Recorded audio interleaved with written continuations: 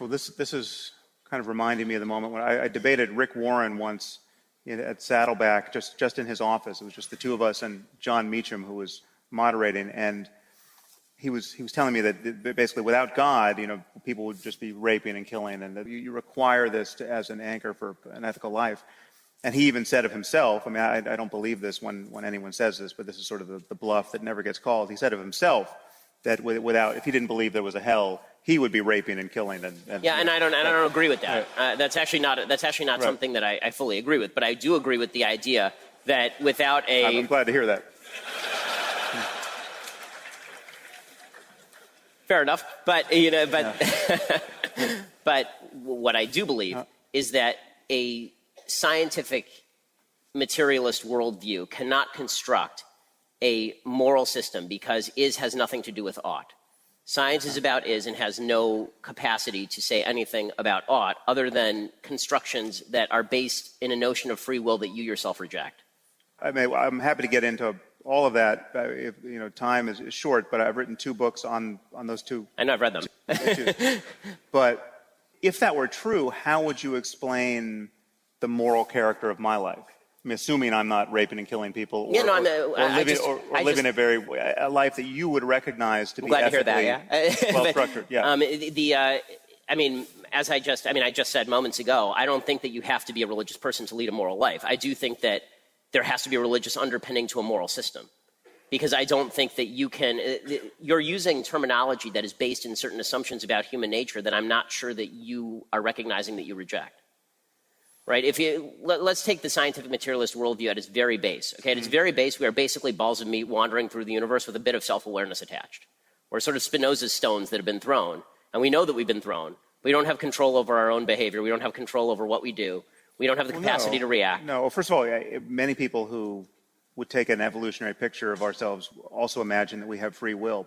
I've never understood that perspective, to be honest with you. I'll put the free will piece in play here, because actually I think there are moral insights we can have when we see through the illusion of free will, which we really can't easily have without doing that. And then I want to bring you in here, Eric. You're very, very patient. Not falling for that twice. Well, I think one of the problems is that in some very weird way, because Ben is wearing a kippah, we think of him as being very orthodox, pious, and religious. In fact, I'm always struck by just how much he eschews any appeal to text in his public argument. So for functional reasons, I very often see him in a largely atheistic context. I find, Sam, that you're always focused on what is, to my way of thinking, very clearly a form of Judaism expressed as atheism. That really does sound anti-Semitic somehow. I'll have to ask my rabbi how I just got insulted. I don't know, Sam, how much are you being paid tonight? And, as much as I take a scientific worldview, I find that if I'm really honest with myself, I have a lot of certainly dialectical tensions that I can't resolve, needs for meaning that I can't find easily met within the rational systems. I think that the is and ought is a good distinction. I think a lot of this has to do with pre-existing architecture that predisposes us, even though our rational minds may know better, towards something that functions very much in an as-if religious context. Well, let's just take is and ought for a second, because here's one way those two things collapse for me. If understanding how the universe is altogether, all the possibilities of experience, all the ways minds emerge, all of the kinds of good lives and bad lives, and all of the mechanisms that would determine one path over another, a complete understanding of the mind and the cosmos, that's all the is that is there to be understood. If understanding that couldn't give you a complete picture of what you ought to do, where would you go to get that picture? If you sum all the facts, how does that not give you a way to chart your course in this universe? Well, what else is there to inform your life? Well, there are these things that we notice in our minds that we can that run through our fingers like quicksilver, that aren't exactly facts, these intuitions, these things that gnaw at us, even though we know the answer, we feel superstitious, we feel guilt. How economists talk about utility as a one-dimensional object, but how many kinds of utility and disutility? I can be happy, I can be interested, I can be fulfilled, all these different ways of tagging, utilities and disutilities. And if you just notice your mind, you'll notice that there are all sorts of things going on in it that really aren't about facts. And I don't know where they originate, neither do you. But see, to just translate what you're saying, sure. I mean, how I'm hearing what you're saying, you're telling me facts about the mind, which I agree with. I mean, there's kind of a facts. Congress in there. You guys decided that there was like objective reality when you were having that conversation, and and I suppose that there's probably objective reality, but I think that a lot of what goes on is that we've been in the shallow end of science, where more or less, me and let's say this gentleman over here share enough that we can probably agree that the square root of 2 is provably irrational. I believe that that's probably an objective fact, but I don't believe proof checking is objective, because we have things like the Amabi problem that sit in the literature for years, and we think it's proved, but it turns out we didn't have the right proof. So we have situations in which we've been picking low-hanging, easy fruit to console ourselves that we can all get at the objective reality. We've all seen optical illusions where, some color is exactly the same wavelength, but it looks two different ways because of the surroundings. Okay, but so that's a great example. Let's linger there for a second. So again, we thought we knew what we were talking about, and then we find out at a deeper level that we didn't, and then we think we know what we're talking about again, and then it can reverse again. But that move to the deeper level is more facts. It's more context. It's more objectivity. Right, but we already agreed on something that turned out not to be true as objective fact. And then, so the point is that I'm not entirely sure in any of these. Like, if I take this irrationality of the square root of 2, there's a concept called not worth worrying about. Well, that does a lot of work. It's just not worth worrying about whether or not somebody's going to find a mistake in that proof, because it's so short. When it comes to something like the ABC conjecture, it's been going on for how many years? We still haven't, gotten our arms around it. We're now not in the shallow end quite so much. And so my concern is that it doesn't do a lot of damage to say we can prove that the square root of 2 is irrational and that that's an objective fact, up until you start trying to extend that, to more and more complicated proofs. And then it actually matters that the original concept was the outside proof may exist, but proof checking isn't objective, and therefore we may never exactly know, but there are things that aren't worth worrying about, and we call them objective fact for convenience. Sorry. All right, so let me make an objective, what I think is an objective claim of fact that I think has moral, that you won't agree with, Ben, that I think has moral consequence that we should grapple with. And it connects to a very real-world issue like wealth inequality, right? So wealth inequality is a problem if you think it's a problem, or it's inevitable if you think it's inevitable. But I think everyone would agree that some level of wealth inequality would be intolerable and that we would want to correct for it. But wealth inequality is just one kind of inequality. There's every other kind of inequality, and there's this fact that none of us. And this goes to the free will issue. So what we imagine is that people, they have a certain inheritance. They have their genes. They have their environments. You didn't pick the fact that you weren't born yesterday in Syria. You were born in a stable society when you were born. We can't truly own all of our advantages. We didn't make ourselves. But most people feel that there's something like a ghost in the machine that has free will that can make the best of even a bad situation. Now, I think you'd probably agree that some situations are so bad that the deck can be so stacked against you that it's just life is unfair. Here are claims about you that I think are true and have kind of should be morally salient. You didn't make yourself. You didn't determine anything about yourself that you would use as an exercise of your own free will. So you're very intelligent, you're very literate, you're very interested in things that get you ahead in all the ways you've gotten yourself ahead. You didn't create that about yourself, right? And obviously there's a genetic component to that. There's an environmental component to that. Maybe there's just, cosmic ray bombardment that can help or hurt. Who knows what influences are there, but none of that is something that you have authored. And that's true of everyone in the room. You have exactly the disposition you have, the effort you have. If you wake up tomorrow morning with twice the capacity for effort and grit that you had yesterday, you won't know where that came from. If it comes from a book you read, you can't determine the fact that the book had precisely the influence it had and not a little bit less or a little bit more. You are part of a system of influences. And so this is a picture, in my view, that just makes a mockery of the notion of free will.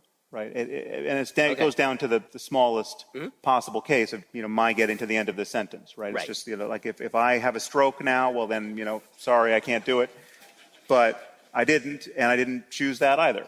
So now that I think taking that on board does not rob us of morality. I think because we still have a preference between an excruciating plunge into civil war and needless misery, and building a viable global civilization where the maximum number of people thrive. So you're using a lot of active verbs for a person who is a product active. Of environment and genetics. Well, but it's all happening. Like if I were, we can build robots that act, right? And I'm moving my hands now, but I honestly don't know how. But is the robot moving the hands? Or, I mean, the point that I'm making is when you say we can discern, we can build, we can create, we can decide. But it's exactly like you speaking now. You don't know how you follow the rules of English grammar. I'm not arguing that you can't make a convincing case that I don't have free will. I'm arguing that you can't make a convincing case you can build a civilization on lack of free will. Take this case. The moral relevance of this, and Eric, I'd be interested to know if you agree with this. It seems to me that once you admit you either won the lottery or you didn't on some level, that conveys a kind of ethical commitment or an ethical obligation that you wouldn't otherwise have. You can't be the person who then says everyone just basically you're on your own. You either make it based on your effort or not. I mean, this goes to questions of should we have universal health care? It's not just an economic answer. You're going directly from is to ought with no stop on the train at all. Well, it's just for literally decades. There were very wealthy and very sophisticated countries that took the premises that you are building upon and built some of the most repressive regimes in history. Well, right? But they had other things going on. They had bad ideas of economics. I agree. They had personality cults. I agree with all of that. Right. But the point that I'm making is that you are making definitive statements about value judgments with reference to a naturally selected interaction of biology and environment. I just don't know how you're getting from one to the other. Owning the truth of biology does do robots have morality is what I'm asking you. Well, they certainly would if we built them to have conscious states that could allow for suffering and well-being. I mean, that's coming. We're going to have to ask that question. So then we can be God, but God can't make us those kind of robots, is the argument? Well, no, but should we maybe try taking the fun out of this? I thought I was trying.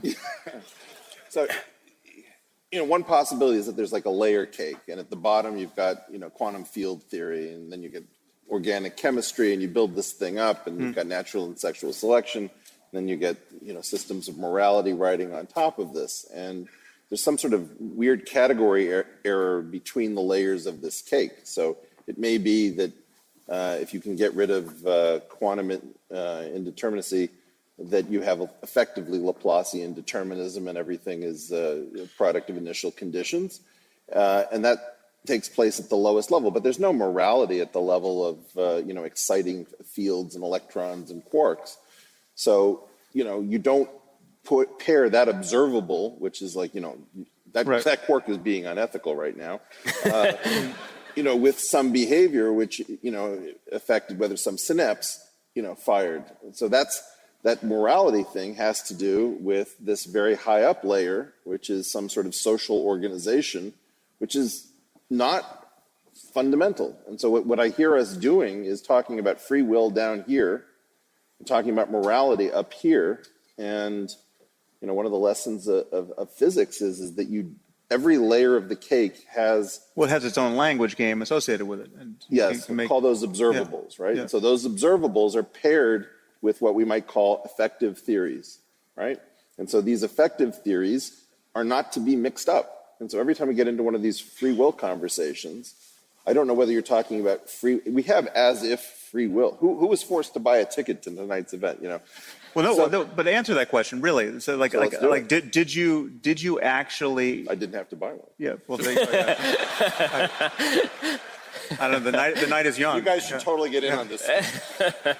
But the point is that I'm perfectly happy with the idea that I have as if free will at the top of the layer cake, and if we can get rid of quantum observation and get back to Laplacian determinism at some higher level, that I have no free will. But it's as if free will only because you actually are not aware of the proximate cause of your action in each moment. I mean, if I look at a chaotic pendulum over at the Exploratorium, it may have a very clear path that's determined through Newtonian mechanics, but I'm not smart enough to figure it out. So effectively, I'm super surprised. I just sit there like an idiot, twirling it, thinking, "Oh wow, I didn't think it was going to do that." You know, even though I know the physics, right? So the point is that if I try to compute something that's much larger than I am, my computer can't handle that much larger system. So you know, this is why sort of self-reflection leads to madness very often. And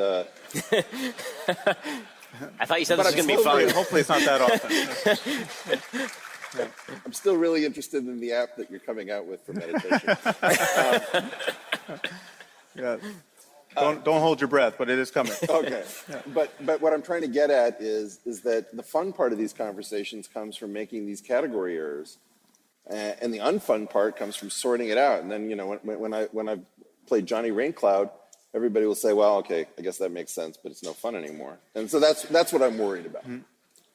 Well, but you're not disparaging the idea of a unity of knowledge, right? You're not, at each layer of the cake, you can make a smooth transition between layers that doesn't usurp your understanding of each layer. I mean, I have a fair idea when my wife's going to be angry at me for not doing the dishes, but I can't recover it from quantum field theory, right? Well, so the idea is that maybe that the quantum field theory determines her behavior. No, but there's nothing about doing dishes that violates quantum field theory. You hear that, one presumes. I mean, so it's not that you have to live in a different worldview in order to talk about the human relations layer, the moral layer, the free will layer, or not. I can do my best, but I don't find it useful to try to think about human psychology from the point of view of quarks. Of quarks. Yeah. But, you know, could organic chemistry, if some neurotransmitter is depleted, yeah, you know, so there are some ways in which these different layers can talk to each other, but there's no reason that I should be able to compute necessarily across these layers successfully, even if there is some sort of concept of entailment or determination. What I'm interested in is kind of a first principle methodology of moving forward into the unknown, right? So like what I object to in religion and in this notion of revelation is that there was some prior century where we were given the best ideas we're ever going to have on a specific topic, and we must cling to those ideas until the end of time. This is the analogy or the rubric that I find most convincing. It's like there's only ever been people talking about reality here, right? And therefore you can either locate yourself in a current, modern, open-ended conversation, or you can anchor yourself to an ancient one and never give yourself the freedom to rethink it. And you could have done it with Homer, you could have done it with Aristotle, you could have done it with Shakespeare, and the Hindus have done it with the Ramayana and the Mahabharata, and you're losing no sleep over whether or not you should do likewise, right? And so my sense is that we need to, every question of societal importance requires that we now outgrow the accidents of merely contingent history, outgrow the fact that people used to be living in geographical isolation from one another and linguistic isolation from one another for centuries, and outgrow, therefore, our religious provincialism and just get to a common humanity that's using the best tools available to solve the hardest problems. So I have a couple of quick responses to that. The best tools available are all predicated on assumptions that can only be made about human action and that you fundamentally reject. Again, things like reason, things like free will. Why are we having a conversation here tonight? Why did anyone show up here tonight? Okay, but this is a philosophical confusion that you're, let me try to just address it. Reason does not require free will. Reason requires convincing me having a mind that can follow an argument.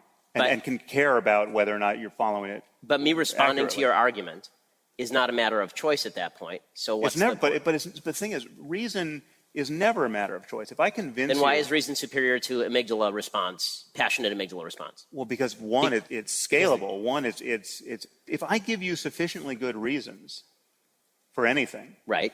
you will helplessly believe what I believe. It won't be a matter of choice. You never choose what But you why believe. are you giving me those reasons? If I prove to you that Again, you're using a lot of active verbs for a guy who has no capacity to choose himself. well, no, but I'm doing no. You're using my language, and then you're building a house using the bricks that I'm giving you. No. To stick with reason, the one brick. Reason is a mode of influence whereby if you see the syllogism actually runs through, right? Or to speak of reason even more broadly, if I give you a set of facts that persuade you of something that before this moment you were unaware of or thought was untrue, you will helplessly take that on board if you're reasoning, right? So if I show you that 2 plus 2 makes 4 and you can't see it any other way even though you wish it made 5, you will helplessly believe that 2 plus 2 makes 4. You don't choose it. You never choose it. Well, It's I not. mean, It's the prototypical instance. given our current situation, I would argue that a lot of people choose not to believe that 2 plus 2 equals 4. Well, yeah, but that's a failure of rationality. I agree. But You're not making a moral case for rationality. You're making an effective case for rationality. I'm making a case that rationality is the quintessential moment where free will is not in evidence. If I show you, And then I'm asking you, why do you care? No, but that's changing the subject. Let's just take this one brick. No, that was always my subject. You're saying you can't have reason without free will, or the reason presupposes. No, free will. no. What I'm saying is that you cannot have reason without making an assumption about the function of the human mind that is not evidenced by evolutionary biology or science. No. Reason maps on. Well, Eric, help me here, but. Reason, in my view, reason maps onto reality. I mean, there's a fit between. It's not a perfect fit. I mean, hence our predicament. But what I'm asking is why you think the firing of certain neurons is more morally appropriate than the firing of other neurons. Sorry, but I would be happy to get to that. But let me just stick with reason for a second. Reason maps onto reality. That's why it is reason. Like just arithmetic. If I take 2 objects, I have 2 oranges here, and I hide them, and I add 2 more, right? You're in order to form any rational expectation of what's now behind the chair, you're doing arithmetic, right? That's just reasoning about objects. It's not the fact that is so reliably. But you're making here's the problem I think in the disconnect we're having. I'm not arguing that you don't agree reason exists. I'm arguing that your whole mode of creating a societal morality is based on this reason. And you're making a moral argument that reason is superior to any other method of eliciting a response. The way that you are talking about reason is that reason is basically a key, and you stick it in the lock of my thinking, and suddenly the door opens. Why is that? So I'm asking you, there are many ways to open that door, including using a battering ram, which has been the preferred method of most governments over history. You need to make an argument to me why it is more moral. How are you getting to the ought of reason without any appeal to a morality that exists beyond you? Especially when you get to complex moral questions that are not 2 plus 2 equals 4. They're complex moral questions like what the tax rate should be. Okay, but we have a situation in which reason is clearly the best technique for doing certain things. There are certain things for which that is the primary tool, right? But there are probably, I could advance the argument that when I need to defeat a prisoner's dilemma in order to win with somebody I love very dearly, that somehow I go into some sort of weird reverent state, and the 2 of us agree not to screw each other over, and we get better outcomes, and it can be that gives me a better outcome than if I had just applied reason in a particular way, or maybe it's not clear which reason to apply. Or if I ask you the question, what is the square root of -1? And you say, well, there is no square root of -1 until some years later somebody comes up with the complex numbers, right? There's a lot of nuance here, and I would say that I don't usually want to use reason, when I stumble on a bear, because it just takes too long. But it's not irrational to run from a bear. You don't have to delude not yourself running. about anything or to fight a bear. So it's not like this is the old trope of prove to me you love your wife, right? I mean, this is what Rick Warren says when you walk into his office. No, all I'm suggesting is that we have responses that are adaptive, responses that are maladaptive. Reason has this beautiful capacity that I can force, like if I'm in a math department, somebody hates my guts and they don't want to accept something, I can usually wrestle them to the ground. We don't need a referee, and they will finally cry uncle and say, yes, you proved it to me, right? Right. So this is like a beautiful thing, and I think you're very attached to it. I like it a lot. But if you notice that if you try this not in a math department, but on Twitter, it doesn't work nearly as well. Right? So fundamentally, people are able to escape very, very easily, and they don't even seem to notice or care. But we acknowledge that is a failure of rationality that should matter to them. And the thing is, it does matter to them when they notice it in others. And it can matter to them when you can show it to them in themselves, right? I mean, are you just closing the door to a hope that conversation can ever get us to converge with people? No. But I am trying to say that fundamentally, I get into arguments in which, well, if you take Ben's rules for arguing with leftists, right? The whole point is, can I get you to agree to this? Can I get you to agree to that? Like it's a series of endgame chess moves, Right? Right? And pretty soon, he's got two rooks on the back rank, and your king has nowhere to go. And somebody says, okay, I think you sort of got me, but I bet if I went home, I could figure out what it is that I agreed to that proved to me that an 8-celled embryo is actually a human life that has to be protected, and I don't think that that's right. Right? And so, Right. Well, we all have these intuitions that are fighting our emotions, that are fighting our reason, and this kind of complex Mexican standoff. I hope that's not insensitive, but it's 2017, people. Yeah. I have no idea.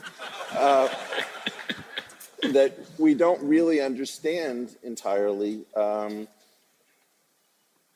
think you can make a very powerful case for how well reason can work, and I think this is one of the reasons why so many people will show up when you decide to visit San Francisco. You can do more with reason than I can. I have to use all sorts of crazy hacks and emotion and intuition in order to get where I'm going, and I don't think I can do what you do. We might be bounding reason as just a kind of a set of operations a little differently. Because again, back to the bear, right? I mean, the antithesis to reason is not emotion. I mean, this split between reason and emotion has always been false. And what you feel when you're pretty sure that what I'm saying is bullshit is an emotion, right? The feeling of doubt, the feeling of no, you got it wrong, that sense that you want to jump in before I embarrass myself further, right? That's a feeling. I mean, we understand the neurology of that, and people who can't feel the consequence emotionally of their own incoherence they're just happy to confabulate, right? They have no truth testing, and one of them is now running the country. But it matters, again, to come back to your point, it matters because it's the only thing that scales. It's the only thing that you can put over the transom to a total stranger who is sane and who cares to have his map of the world actually fit the world to a first approximation. It's the only, it's like, how did we all get to this theater tonight? You make a left, you make a right, you make a left, you go, the directions worked for everybody. Yeah, it's the huge work. Right. We're sitting under some super dangerous thing. We just trust that somebody went to engineering school, used a lot of reason, because otherwise we're toast, right? Yeah. It's actually starting to bug me. But but the issue is that, okay. So but you don't need an unmoved mover to sit under this thing. You just need to know that somebody did their job. Right. But somebody who did their job with regard to the universe would be the unmoved mover from the religious point of view.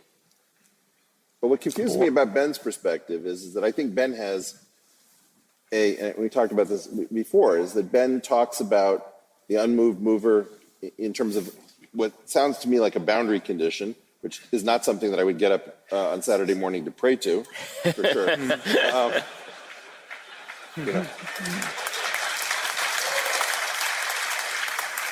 But then I think Ben has this much more personal God that accepts petitions and gives instructions, that he's much more reluctant to talk about it in the same terms, because he absolutely wants to play nice with us who are not possessed of as much belief. And so I don't know Ben well enough to know how we get from Ben 1 to Ben 2, which I think would be very interesting.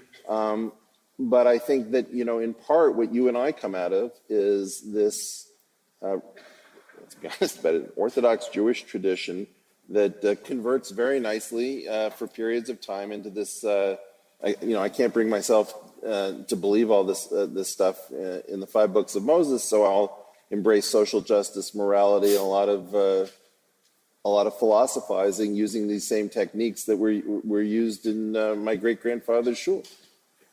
Right, but again, the primacy of reason and the promise of it is that it's the only thing that stands a chance here of being universal in even a way that's beyond humanity, right? I mean, this whatever we're calling reason ultimately is going to be inscribed in the future machines. Okay, I think but again, if you look at Kerala, right? You have the school of astronomy that came up with infinite series and almost got to the calculus before Newton and Leibniz. And what were they? They were doing it in religious verse in India, where they practiced that wrong religion, right? And so, that wrong religion was also coming up with unbelievable stuff. And I think what it really has to do with is there is some set of hooks that have to be hooked in the human mind that have something to do with religion or morality or some kind of social construction, so that we don't spend our time, coveting our neighbors' oxen or wives or what have you, and almost wives plural. Yeah. And it's coveting your neighbor's ass, but that's reserved for Congress. but what we keep doing is we keep finding this. There is some sort of conserved Platonic or prototypical religion that each of our religions are some sort of particular instantiation of. And I think that what's tough is that once you get to the point where you actually swim back up and you say, I really have no idea why I believed that original thing, okay, that's fine, but you still have something that needs to go there, or the whole thing begins to disintegrate. And that's why all 3 of us, in my opinion, are living in some kind of tension between reason and that other thing. And it's hard to talk about that other thing because it doesn't lend itself to the language of reason. But, this is where I still get confused. I don't see the departure from reason for me is where you're pretending to know something you don't know, right? You're pretending to think that something is great evidence when it's obviously not great evidence, and you recognize it to not be great evidence when someone else does it by another name. So presumably you're not losing sleep over whether to convert to Islam.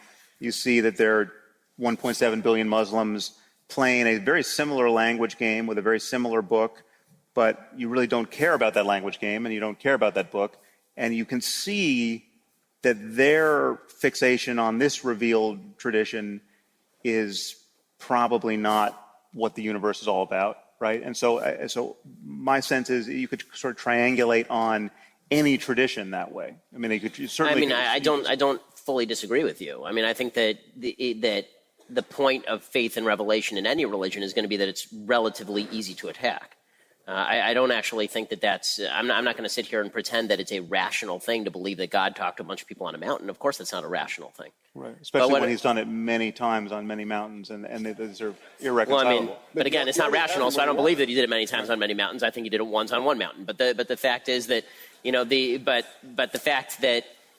But the problem is this, and I've said this in expectation of talking to you. I've been saying this to people, that what I find is that it's very easy to tear down revelation. I think it's actually relatively easy to tear down any moral system that's based on atheism. What's very difficult is to build a moral system. But nothing's based on atheism. I agree, nothing is based on atheism. I'm with you. No, but atheism is not. Atheism is just not accepting any of these religious claims on offer. You are making it's like non-Mormonism. This is the part that I really just don't understand. The part that I really, on a fundamental level, and I keep asking it about 5 different ways, and maybe I'm just thick. It's possible. And that is, you're making a lot of value systems and then citing reason as though you can derive these value-based judgments from the nature of the universe, and that has not been true for the vast majority of human history and is not true now in the vast majority of places across the world. History, we won't draw these lessons from history. I mean, history is generations of confused people just like ourselves. And but you seem less confused, so I'm asking what makes you less confused? One thing I think I'm less confused about is that we have and this actually I think is a point of confusion that was relevant here. It's not that everything is based on reason. I mean, you can't justify everything, right? You can just begin to see what works, right? Like it's not like so. Is it utilitarian morality that you're espousing? Well, I mean, I don't answer to that name happily because I think there's a lot of confusion built into the way we teach that topic. I mean, utilitarianism school, also. right? I mean, it has inherent value judgments about what exactly is worth preserving and what exactly is worth destroying. Well, so you're making assumptions there as well. It's not a matter of assumptions. It's a matter of just realizing that we live in a space of possible experience, and experience can get very, very bad, or it can get very, very good, and we have no idea how bad it can get. I mean, we have some sense of how bad it can get, and we don't want to go there, but it presumably can get much worse in different minds of the sort that we don't have. But the question, now you do end up in a place of radical subjectivism, because the question is bad for whom and from what perspective? No, it's not. It's not subjectivism. It's just, in fact, it's honoring the fact that what we're calling subjective experience is part of the cosmos. This universe has an interior dimension that I would call consciousness. So there are systems that it is like something to be, right? The lights have turned on, and I'd be the first to admit that we don't understand how that happens scientifically yet. We don't understand the relationship between consciousness and the brain in any way that I can defend at the moment. But presumably the brain is involved, and we have a good reason to believe that that's the case. But we have this, what I consider a navigation problem. We as conscious systems can plunge into excruciating misery, or we can, based on all of the tools that we can get our hands around, and reason is one of them, begin to collaborate in a way that allows for more and more beauty and creativity and insight and flourishing. And we know we like that, right? And we don't have to justify that. So are you using just a pleasure-pain matrix? No, it's everything, every conceivable facet of what you would recognize as your well-being, and facets yet to be discovered. And again, we were having a talk backstage about psychedelics. So one of the virtues, one of the virtues of psychedelics is that, if nothing else, it will prove to you that it is possible to have a very different experience than the one you're tending to have. I'll take that one on faith. And that. and certainly some of the experiences that people have on psychedelics seem to cash out the kinds of claims that mystics and very religious people have made through the ages. I mean, it's very easy to see the psychedelic experience through a kind of archetypically religious lens, but I would argue we need not. There's other ways to react to a burning bush beyond becoming an Orthodox Jew or a fundamentalist Christian, and I think we need a 21st century response to profundity. To be frank, it's all very pithy to make, snide statements about biblical references and all that's well and good. I understand, but and the imagery is patently metaphorical and or ridiculous, right? I mean, there's no getting around that, and that's true. Actually not. If you take acid, it can be quite literal. I mean, and again, I don't mean to be flippant about this, but it's like there is an experience you can have, and again, it's not, you don't need psychedelics to have it, but there's just an experience you can have if you pay sufficient attention. You can have an encounter with nature that, I mean, a burning bush is a little more than a metaphor. But there are these primitives, right, that we're sort of embarrassed to say that we trade off against. So in my case, I often say that it's truth, meaning, fitness, and grace, right? Mm. And so very often, if I just do truth and just try to figure out is the glass here or it's not, I don't find that very fulfilling. I have this concept of meaning. Certain things feel meaningful. It's very hard for me to say what that is. It just seems to be a primitive that came with, toggled in my mind. Fitness, if what you're doing isn't successful, your lineage doesn't get to keep playing. So if somebody puts a gun to my head and asks me questions, I try to figure out what answers they want to hear, not what answers are true. And grace is this weird quality where If I had to take issue with Ben when he talks about, somebody insisting that they use gender pronouns that don't match genotype and phenotype, my feeling is that it's not a violation of truth. It's a violation of grace. I extend it as a courtesy temporarily before somebody takes it someplace where I have to retract it. That's a small difference. And so, fundamentally, when I brought that up on your podcast, there's like all of these people on Reddit were like, okay, he's just admitting that he's not about truth, and it's this, you get into this truth mania without recognizing that you trade off against truth. We all do. Well, no. So again, this is a place where either I don't totally take your point or I disagree. But what I think you want is for those things to cohere in a way that doesn't violate truth, right? So that way you don't have to lie to yourself to get the grace and the fitness and the. I lie to myself. So do these people, and so do you.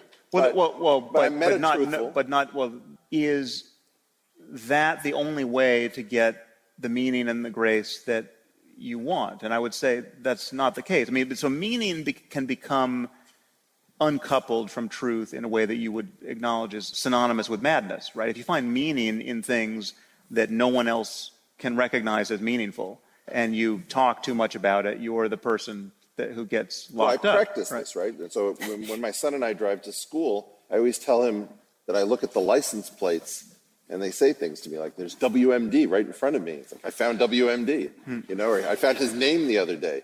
And he says, like, Dad, this is really creeping me out. And I said, well, but it's important to notice what it feels like to discern meaning where there is no meaning.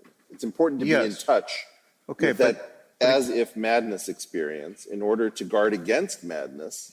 So I think that I am open, for example, to suspending my insistence on truth for periods of time. When I give the example of, square root of -1, whoever figured out the complex numbers probably started saying, there's no solution. Okay, what if something, I don't even know what it is, and you're groping around in the dark, and the hand waving comes out, and you start lying about things. And then you can find them, right? And so you sort of take an advance on the truth, and you go into these other spaces, and then hopefully, if you're lucky, you get to higher ground, and you can start talking about truth all over again. Yeah, but that's a kind of happy spiral, which is not the same thing as delusion, or it's not sustained delusion. I mean, it's not sustained delusion. Basically, you want to say you want to perturb your consciousness in ways so as to depart from rigor, so that you can get back to rigor a better. Right, but it is delusion for a period of time, as per your acid trip, right? And I did have an acid trip where I was not planning to confess my psychedelic misadventures, but it seems apropos, and this story will prevent Ben from ever trying acid. This is a perfect example of meaning and awe and everything else, all the good stuff, becoming uncoupled from its appropriate object. I was on acid, needless to say, and staring at a photograph. I was staring at a human face that I was taking to be just the most kind of radiant exemplar of sainthood I had ever seen. President Trump. And I'm almost as inappropriate. And I'm staring at this thing and having, the beatific vision in the eyes of another. And, if anyone has ever taken acid and looked at a photograph, you know that this can, of a person, you know what I mean. But I was staring in awe for an eternity. And then when I came down to the point where I could recognize who I was staring at, it was a cover of TV Guide with Dick Van Dyke looking completely maniacal.